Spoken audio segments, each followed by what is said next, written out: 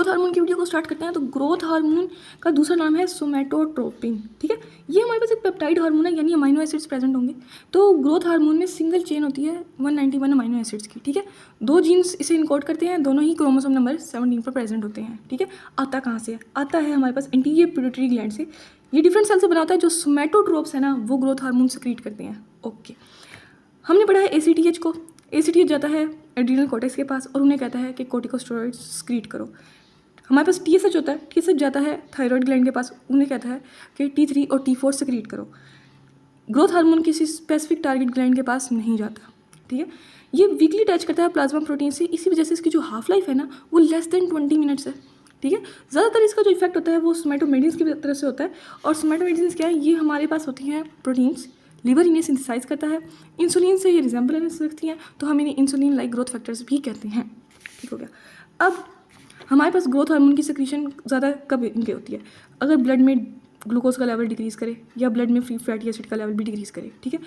Starvation भी हमारे पास growth hormone की सिक्रीशन को इंक्रीज़ करवा देती है। एक्सरसाइज भी, स्ट्रेस, ट्रॉमा, हार्मोन्स में हमारे पास एस्ट्रोजन और टेस्टोस्टेरोन दोनों हमारे पास ग्रोथ हार्मोन की सिक्रीशन को इंक्रीज़ करवा रही है।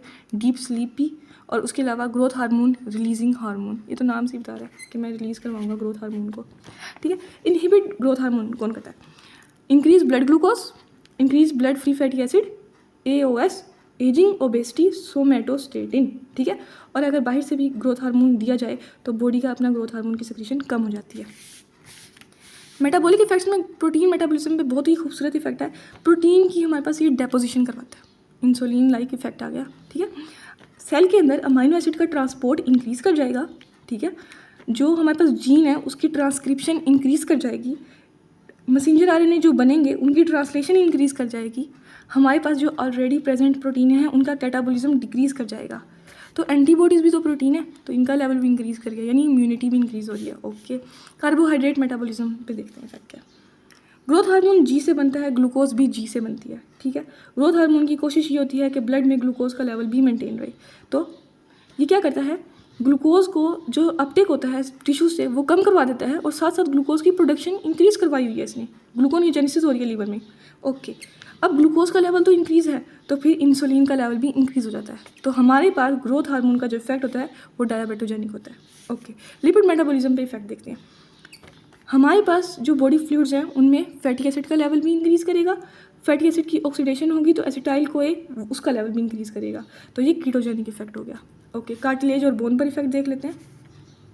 ग्रोथ हार्मोन हमारे पास कार्टिलेज हो या बोन हो, दोनों में प्रोटीन की डेपोजिशन इंक्रीज़ करवा रहा है, ठीक है।